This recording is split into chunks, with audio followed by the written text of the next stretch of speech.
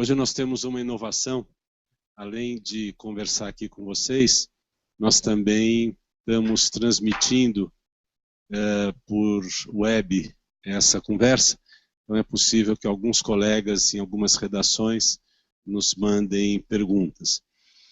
Bem objetivamente, a novidade que nós queremos compartilhar com vocês hoje é a edição 2015 do Panorama, que chega à sua 4ª edição, a primeira foi a edição 2012, e com um enriquecimento de informações astronômico. Eu estou particularmente muito feliz com o resultado. Queria cumprimentar aqui de público o Maurício Emboaba, que conduziu esse processo. Para dar um dado que ele vai mostrar a vocês, eu vou só fazer um furinho na apresentação dele.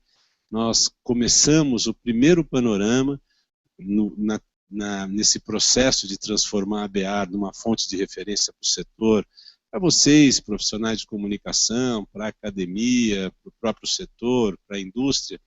O primeiro panorama tinha, se eu não me engano, 8 segmentos que cobria informações, e esse já tem 20 segmentos, um conjunto de informações da melhor qualidade, e eu creio que a partir desse ano o nosso volume, a qualidade, o aprofundamento, a diversidade de informações já não nos deixa devendo, quer seja para as fontes europeias, quer seja para as fontes norte-americanas. Isso significa que o trabalho, particularmente dos profissionais de comunicação, que investigam, que aprofundam suas análises sobre o setor, agora fica muito mais rico, muito mais interessante, e são dados públicos, dados abertos, portanto podem ser consultados a qualquer momento pela web. Eu vou passar ao Maurício então, e ele vai detalhar um pouco os highlights para vocês desse programa. Obrigado, Edu. Bom dia a todos. Então, como o Edu falou, vou apresentar aqui para vocês o Panorama na sua 4ª versão, que é o Panorama 2015. Só para resgatar, o Panorama é uma publicação da ABEAR que procura fazer uma análise do setor e a partir de registros públicos auditáveis. Então, qualquer coisa que for, qualquer número apresentado aqui, qualquer desses números são números que podem ser reconstruídos por qualquer pessoa que tenha conhecimento do segmento. Pois bem,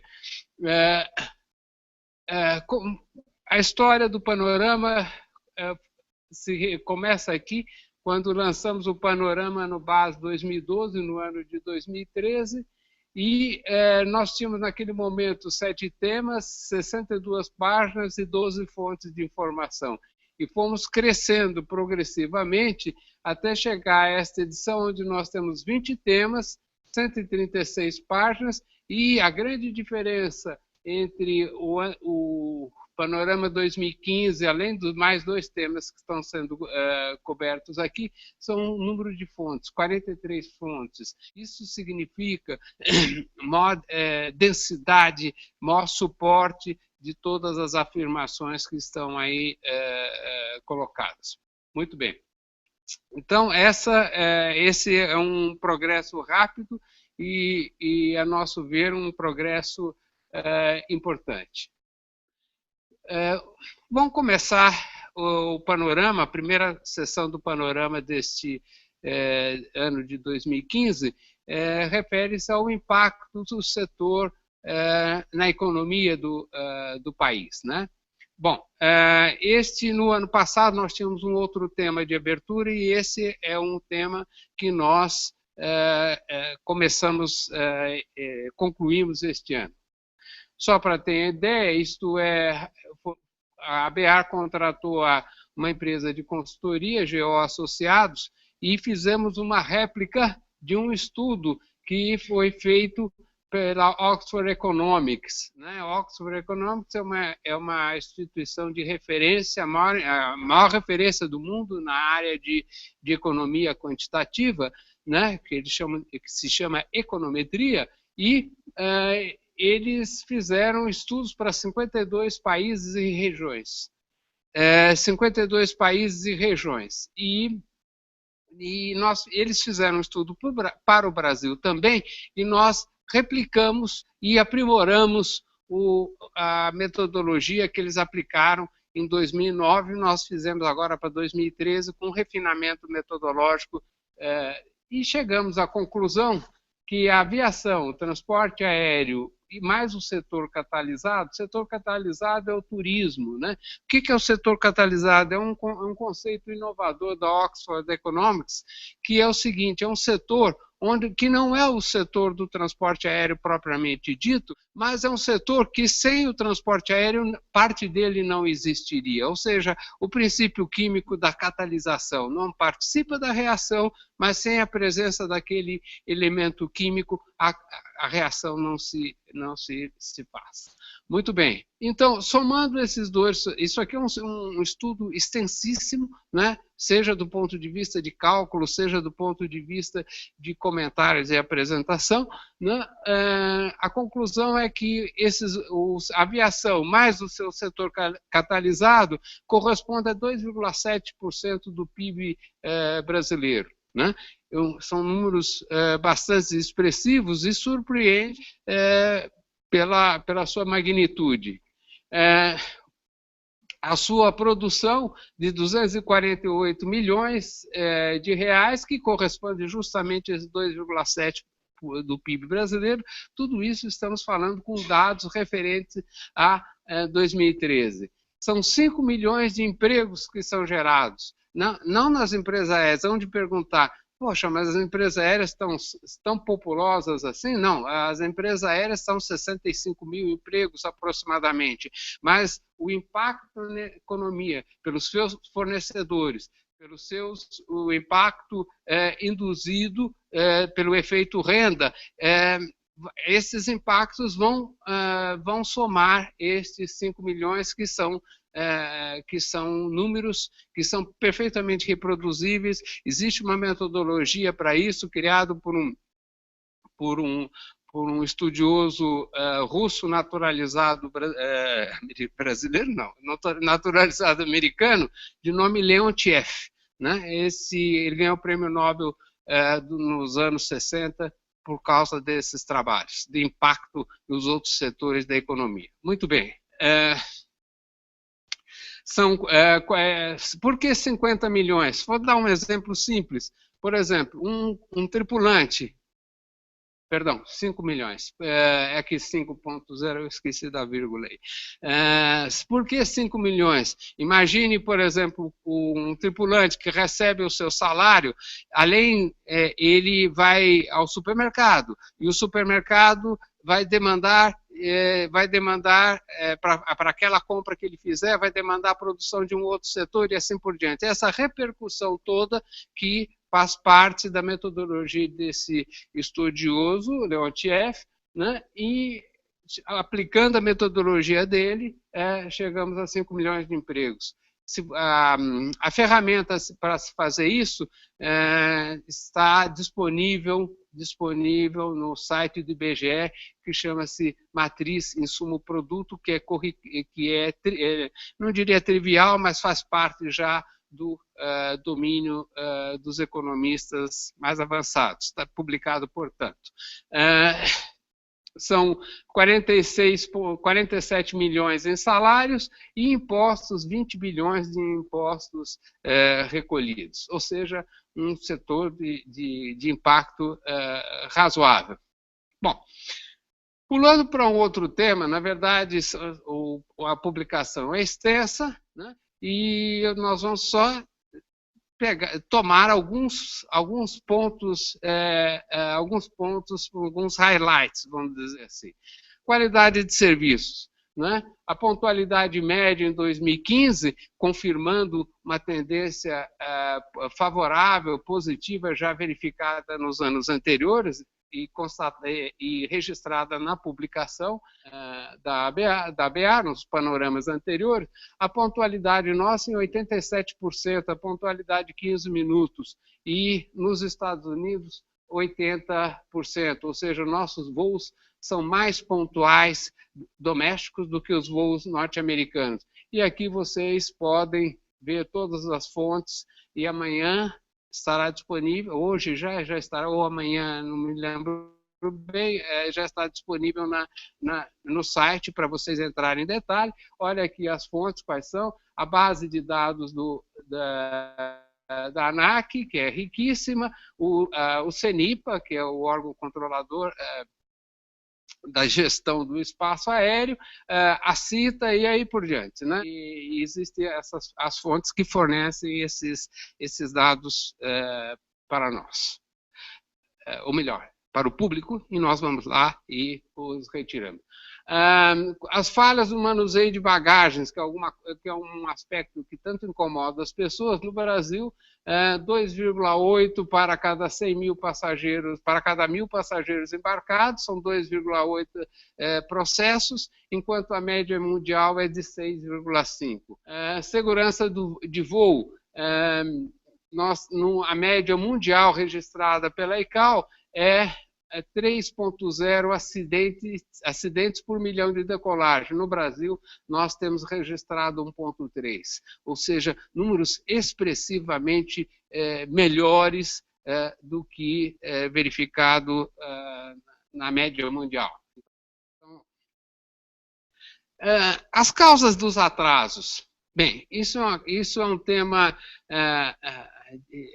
complicado, né? Porque, na verdade, a gente chama não de culpa, né? Há uma diferença de responsabilidade, né? Culpa implica dolo, responsabilidade não envolve dolo. Então, a responsabilidade pelo critério DOT, o Department of Transportation, né? Dos atrasos aqui, se nós classificarmos na metodologia deles, nos dá 24% de responsabilidade das empresas aéreas. Vamos entender isso um pouco melhor. Para cada atraso, para cada cancelamento, é lançado um código. Isso é obrigatório, né? Isso é imposição da autoridade aeronáutica no Brasil, como nos países desenvolvidos.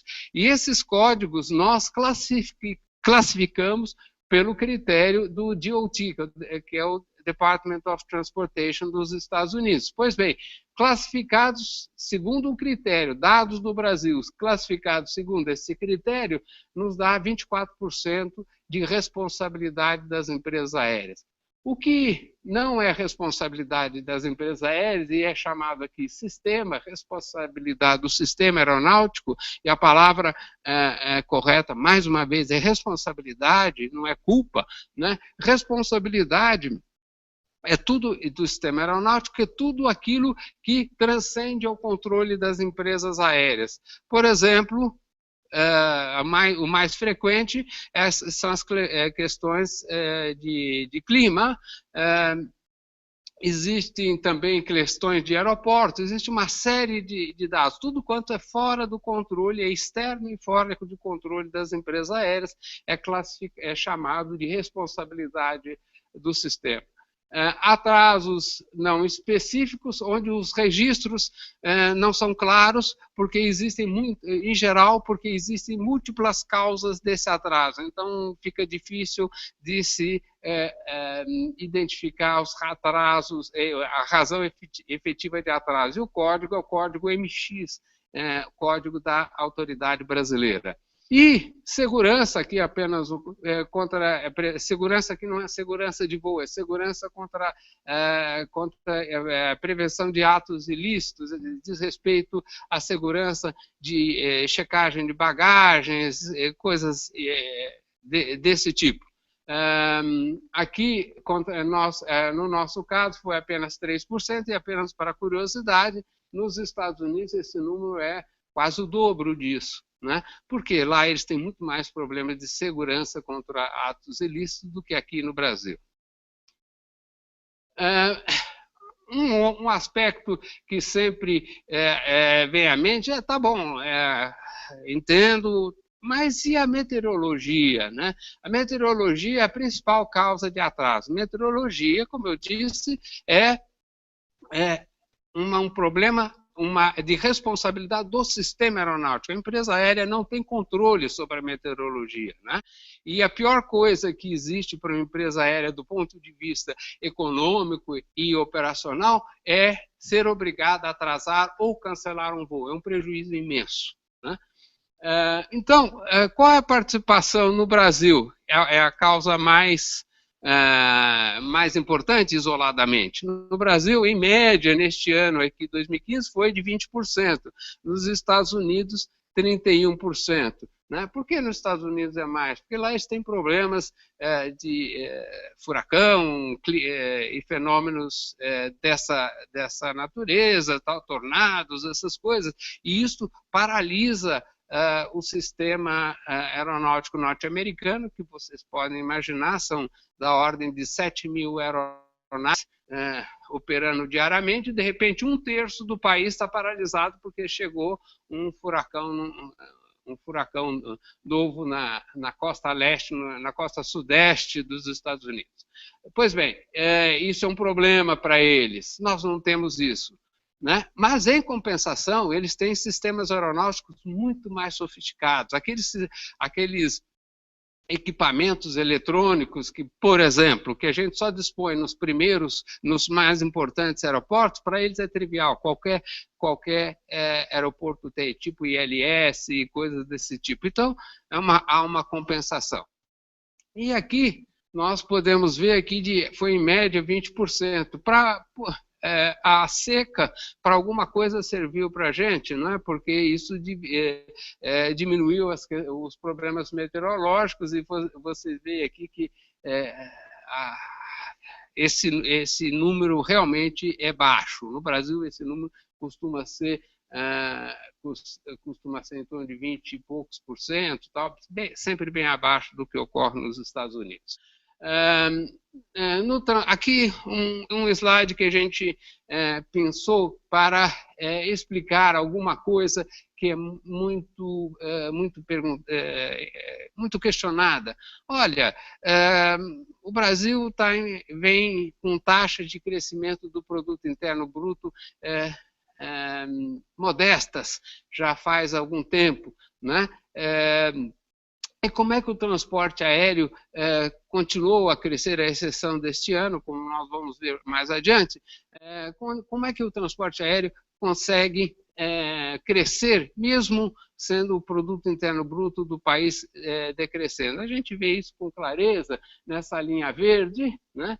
Onde há um decréscimo do yield, que é o quanto o passageiro, em média, paga por quilômetro voado, em valores compatibilizados para 2015, ele sai de 0,67, cai para 0,20, ou seja, em valores reais, hoje, as tarifas médias por quilômetro voado é 1/3 do que foi quando se concluiu a liberalização tarifária.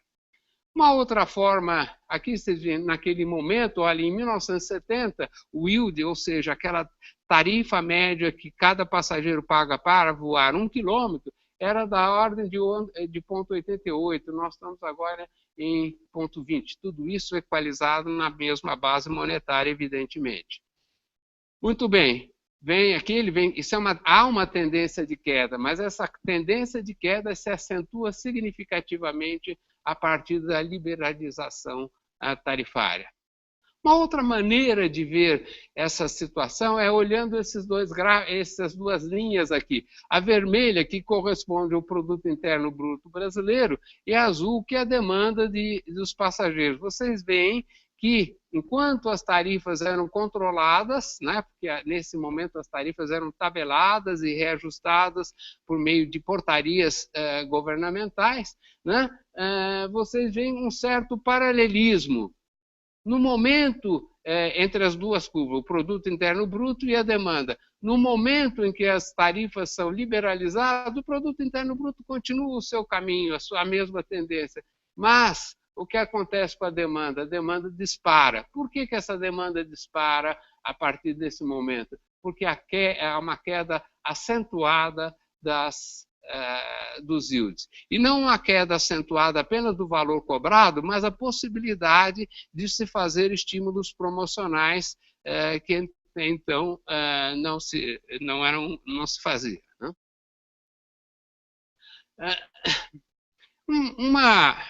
Uma coisa que tem, uma questão que tem surgido bastante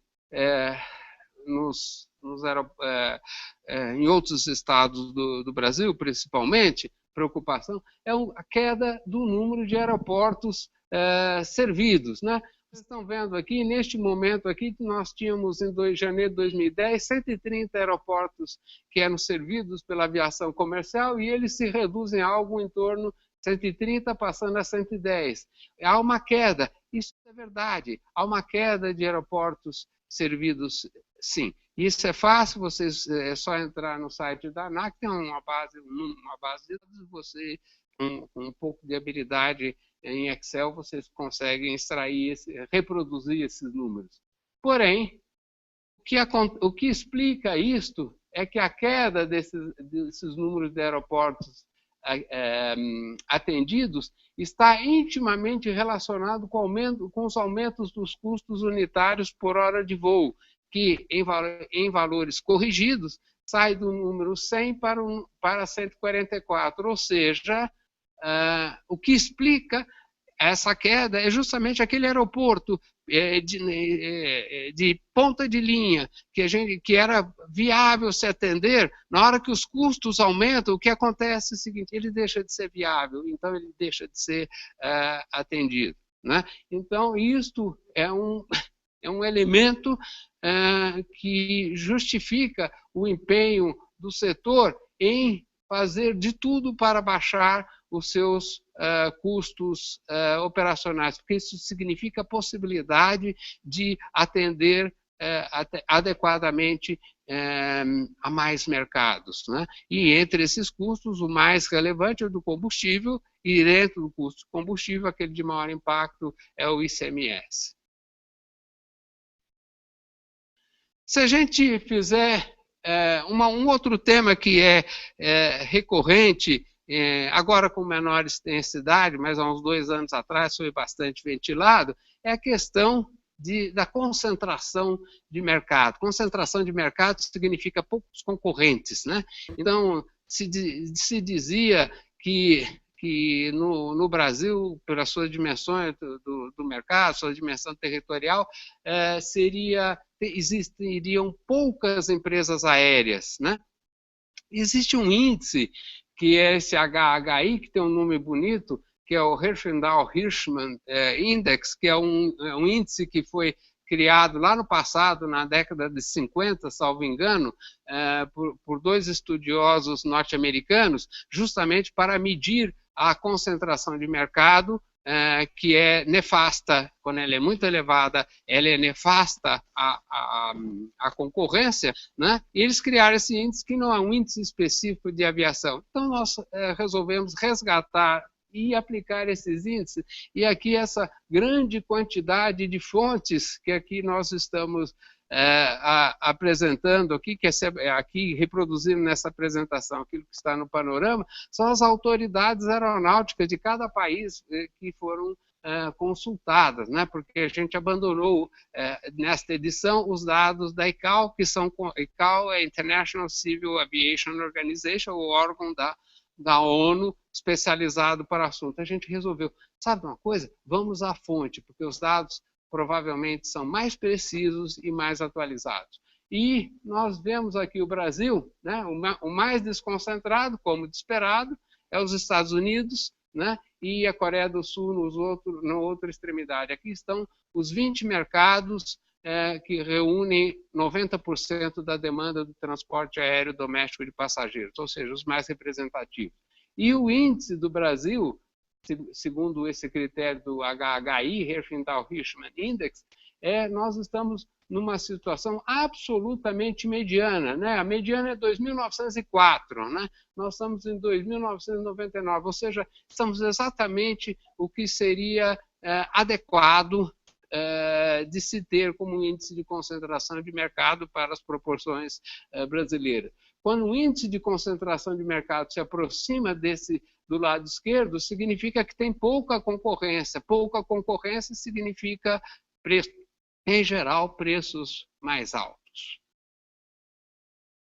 Uma questão que revela a maturidade da indústria do transporte aéreo no Brasil, a gente pode visualizar neste quadro, onde a gente pega o yield dos voos domésticos norte-americanos e o yield dos voos do Brasil, né? Veja o yield dos voos do Brasil, que de certa forma reflete a sua eficiência operacional e o grau de concorrência que faz com que a eficiência operacional se transfira a preços mais baixos. Vejam o yield que no Brasil, em 2004, era significativamente mais alto do que o norte-americano, nos voos domésticos, e aqui os voos norte-americanos são, hoje em dia, significativamente mais caros do que os voos no Brasil. Isso são medidas auditáveis, publicadas no Brasil na ANAC, nos Estados Unidos, no site do DOT, né? Pois bem, o que é interessante ver, e o Brasil se aproxima bastante disso, é que no transporte aéreo não se, na medida em que há momento de dificuldade, retração econômica, que estão vendo aqui nos Estados Unidos, esse momento é retração econômica, dificuldade, o que cai não é o aproveitamento dos voos, o aproveitamento dos voos varia pouco, né? O que cai são os preços.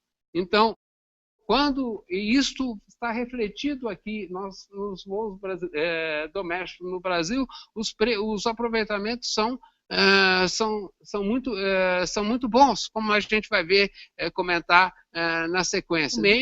No mês e no acumulado.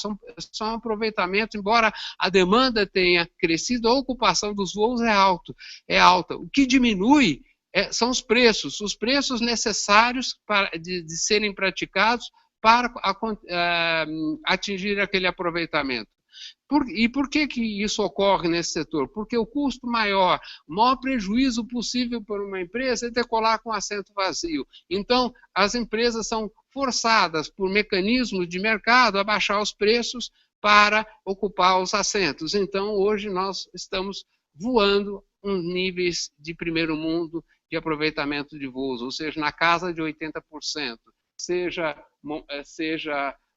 na recessão, seja nos momentos favoráveis da economia.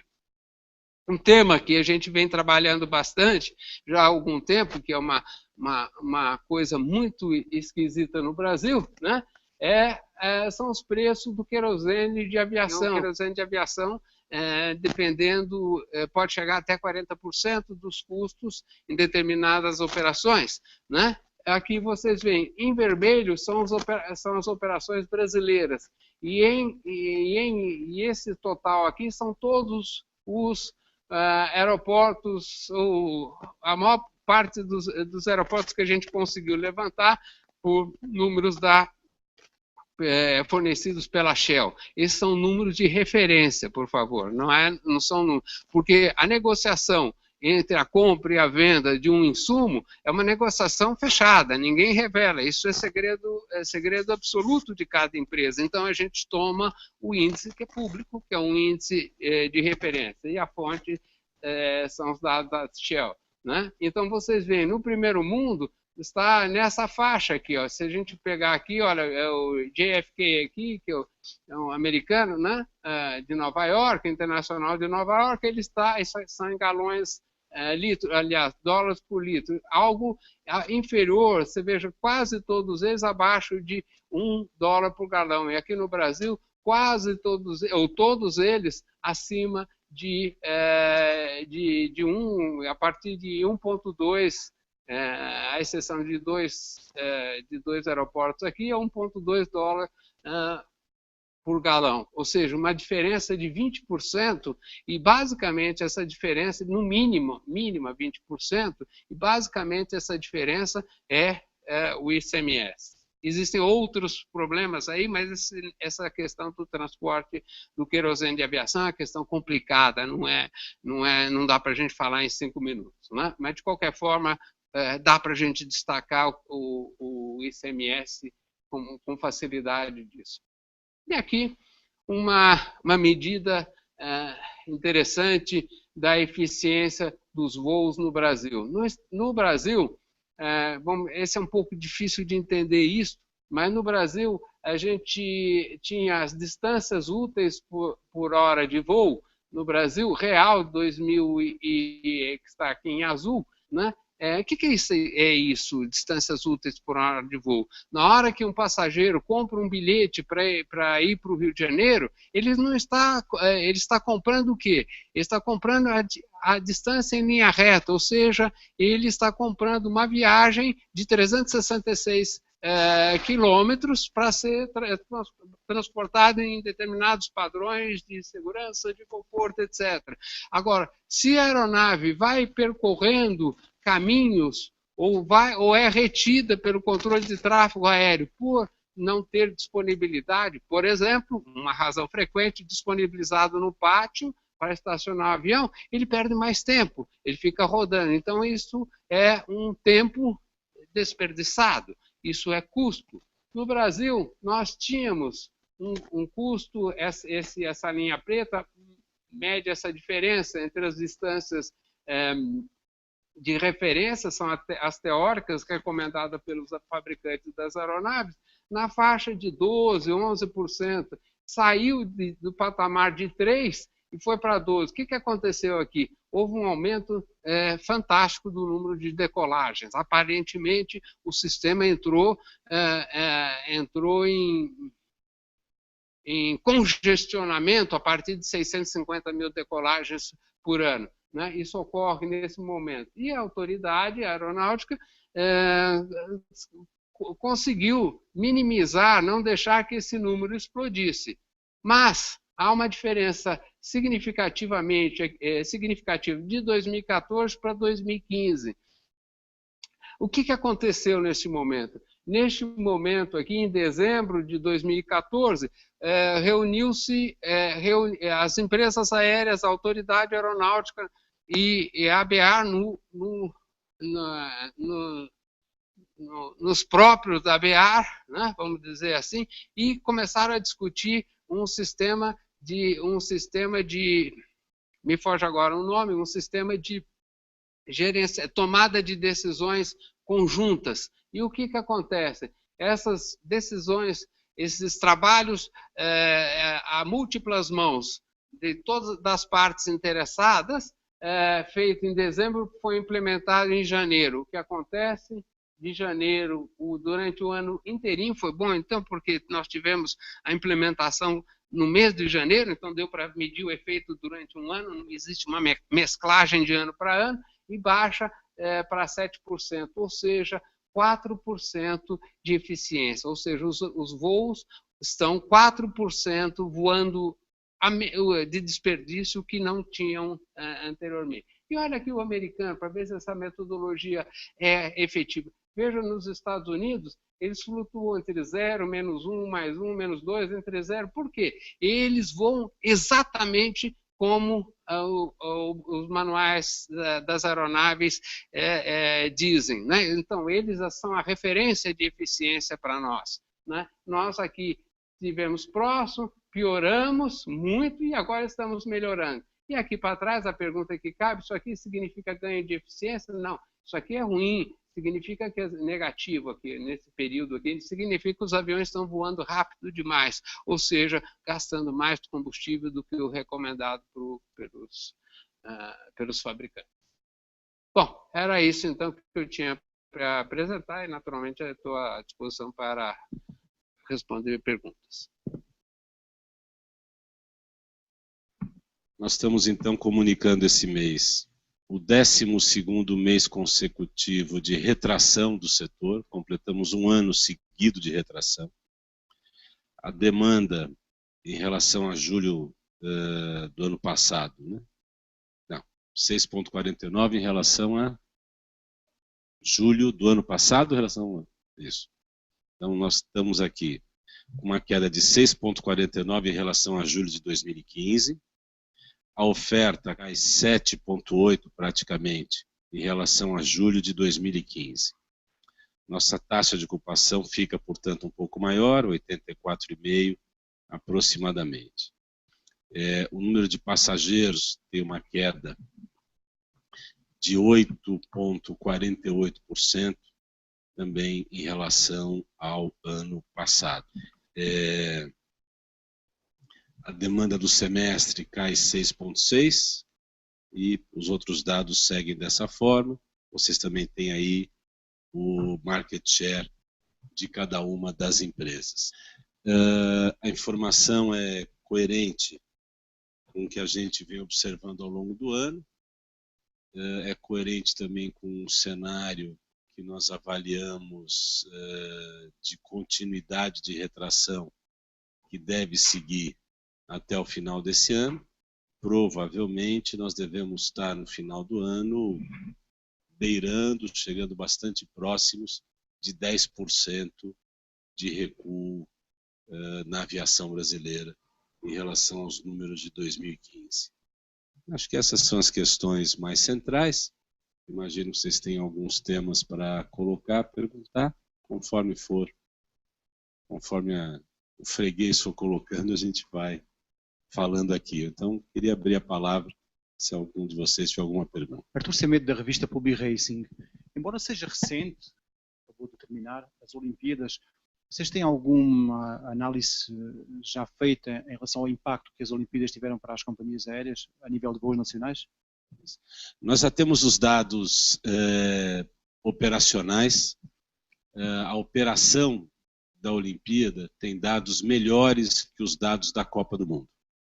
Eu não vou soltar os números aqui, porque eles serão divulgados pelo ministro, imagino que agora à tarde e amanhã pela manhã, o Ministério dos Transportes e a Casa Civil estão concentrando todos os dados e vão colocar. Mas quero dizer a vocês que há pouco mais de meia hora recebi um telefonema do ministro Maurício Quintela, me cumprimentando,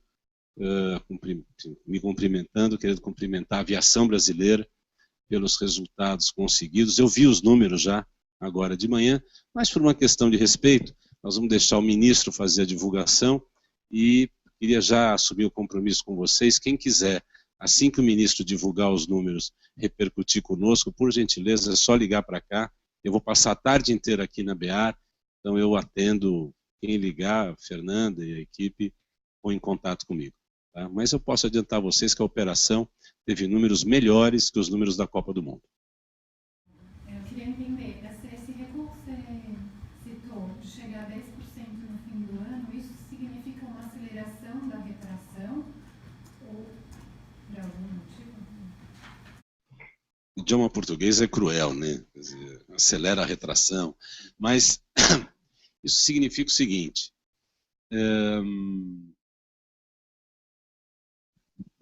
eu acho que eu já cheguei a mencionar aqui, em outras entrevistas, que na medida em que esse ano se configura um cenário no qual todas as preocupações que nós íamos manifestando desde o final de 2014 se verificam, queda de atividade econômica, de capacidade de consumo, ampliação de alguns custos, etc. As medidas para a manutenção da sustentabilidade econômica financeira das empresas, que no primeiro momento foram muito mais de caráter interno, digamos, medidas gerenciais, né? Revisão de uma série de procedimentos internos, enfim, a fim de que nós pudéssemos fazer uma espécie de combate ao aumento de custo e à queda de demanda. Este ano de 2016, estas medidas acabam transbordando para o conjunto do sistema, para fora das empresas aéreas, com dois fatos. Um, com a revisão da malha. Então, vocês viram aqui, por exemplo, o Maurício mostrar que hoje há um número um pouco menor de aeroportos atendidos. Tá? O número de destinos é de 4%, 5%, ele é muito pequeno, só deixaram de ser atendidos aqueles destinos cuja operação, em decorrência da queda de demanda, tornou-se absolutamente inviável. absolutamente inviável, né? E a segunda medida, aquela que você sente de forma mais objetiva, é a devolução, né, a saída do país de um número expressivo de aeronaves. Nosso cálculo é de aproximadamente, entre o início e o final desse ano, nós vamos assistir uma diminuição de entre 48 e 51 aeronaves no conjunto da frota, o que é aproximadamente 10% da frota brasileira, entre as 3 empresas que já anunciaram diminuição de frota. Esse é o cenário. Eu não sei se eu te respondi. Não, mas essa queda é de demanda, né? Ou é de oferta? As duas coisas. A demanda anual caiu 6,5% e a oferta anual caiu aproximadamente 7,8%. E as duas vão acelerar? As duas... vai seguir caindo. Se vai acelerar ou diminuir, não saberia te dizer, mas a nossa avaliação é que isso deve seguir caindo, talvez mais 1 ponto, 1,5 ponto até o fim do ano. Nós não estamos vendo mudança de cenário até o fim do ano. Qual seria o sinal que poderia mostrar alguma reversão nesse quadro? A retomada da demanda de viagens no segmento corporativo. Esse é o sinal mais claro de retomada, né? Nós, até o momento, não estamos verificando isso. Ao contrário, quer dizer, esses dados mostram que o que vem sustentando a taxa de ocupação é a demanda de lazer, viagens à família, coisas desse tipo, né? É isso.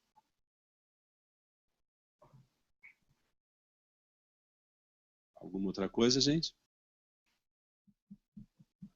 Pois não. Pois não. Com esse encolhimento, o que acontece na hora da retomada? Por exemplo, você está devolvendo 50%, quanto tempo leva para o setor recuperar o fôlego e, mais importante, recuperar o tamanho que tinha em termos de malha e em termos de frota? Isso não é igual para todos os modelos de negócio, né? Porque você tem situações diferentes, mas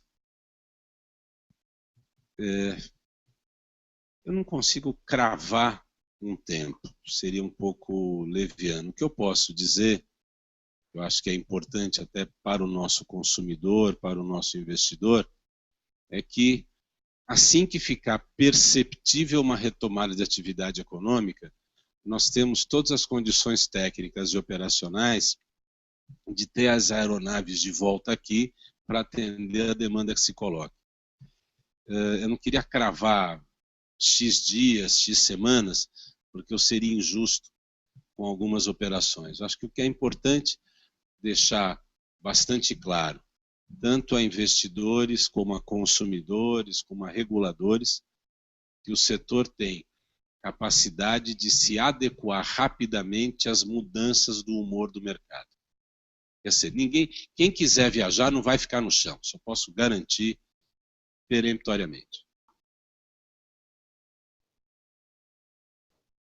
Maurício queria dizer alguma coisa?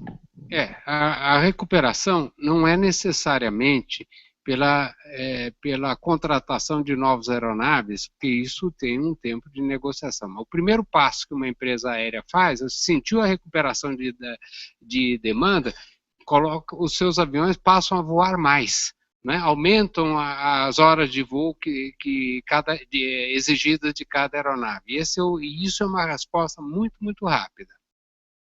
Mas, evidentemente, de alcance limitado. Você não consegue aumentar mais do que 10%, 15% das horas voadas, em média, de uma frota, num intervalo de tempo de 90 dias, por exemplo.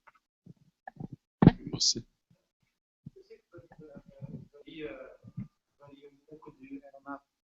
Varia um pouco de aeronave para aeronave, mas existe algum cálculo médio, até porque eu já vi algumas referências diversas em relação a isso.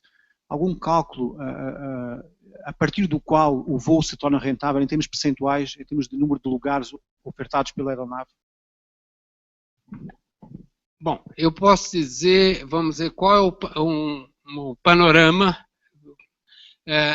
Nos Estados Unidos, que é a nossa referência, que é o mercado mais maduro do mundo, os aviões voam, em média, com domésticos, com em torno de 85% no ano, o que é um desafio operacional brutal, muito grande, vamos dizer assim, muito grande para conseguir, com 7 mil aeronaves voando, você manter esse nível de aproveitamento. Nos Estados Unidos, nos bons momentos, o break-even, que é isso que você pergunta, né, que é qual é a taxa de ocupação que dá equilíbrio entre receitas e custos e despesas, gira em torno de 80%.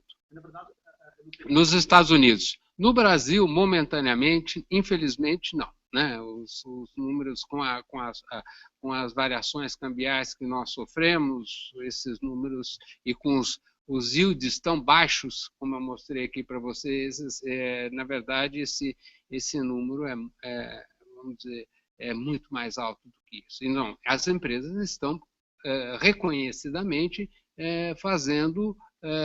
perdendo dinheiro, apesar de estarem voando com os aviões cheios. Né? O avião, na parte de 80%, está perdendo dinheiro significativamente.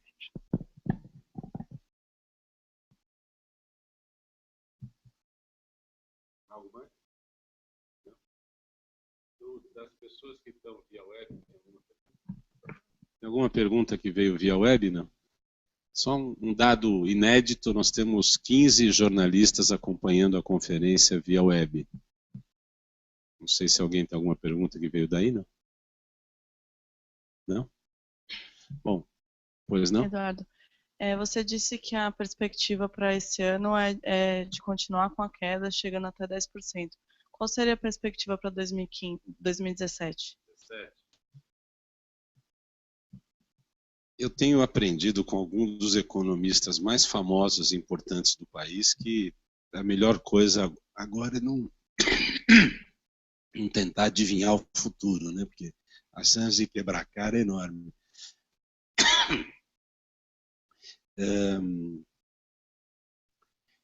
Eu acho o seguinte, nós temos procurado debater com algumas casas econômicas que assessoram as diversas empresas aéreas e que nos mandam seus informes.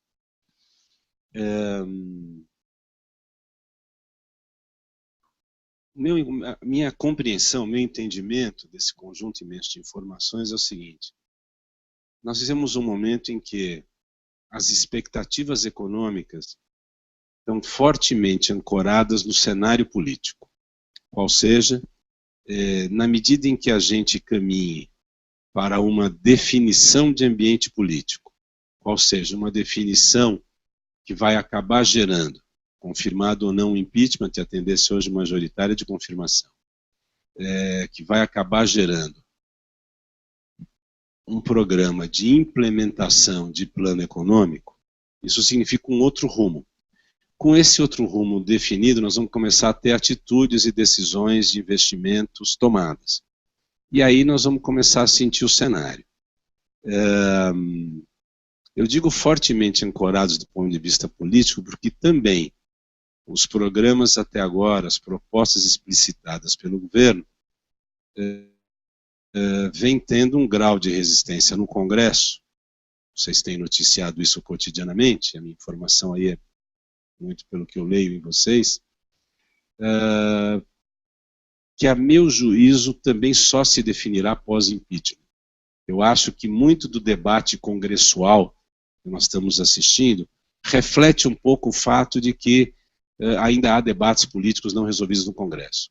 Então, eu creio que as previsões vão poder ter um ajuste fino e vamos pensar aí no mês de outubro. Tá? No último trimestre do ano, outubro, novembro, dezembro, nós vamos começar a sentir com mais consistência, porque terá passado o processo de impeachment, terá passado o processo de 90% das eleições municipais, e o Congresso vai retomar suas atividades com um cenário de poder executivo definido pelos próximos 2 anos, certo? Com esse cenário, eu creio que o último trimestre vai nos permitir definir assim, para onde a coisa vai, em quanto tempo se retoma.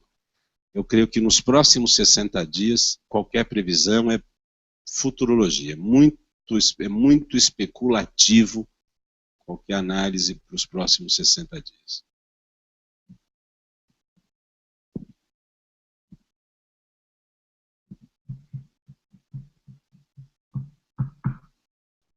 Mais nada? Mais uma? Você falou que os dados em relação à Olimpíada vão ser divulgados pelo Ministério. Queria saber se com a divulgação feita pelo Ministério, a ABAER teria algum dado referente à operação separada da TAM. Provavelmente deve ter números diferentes das outras companhias aéreas. Não, nós não temos. Não. Quer dizer, para ser mais transparente com você, nós não podemos divulgar dados isolados. Quem tiver interesse em dado isolado de cada empresa, por gentileza, procure entrar em contato com a unidade de cada um. Se precisar do telefone de contato, o nosso pessoal fornece. Mas, até por uma questão de compliance, nós só podemos divulgar o consolidado da indústria. Podemos encerrar? Gente, muito obrigado pela presença de todos. Espero que os dados sejam, enfim, utilizados, e ficamos à disposição. Se alguém quiser uma outra informação, a gente ainda fica aqui por mais uns 5, 10 minutos, tá bom? Muito bom dia.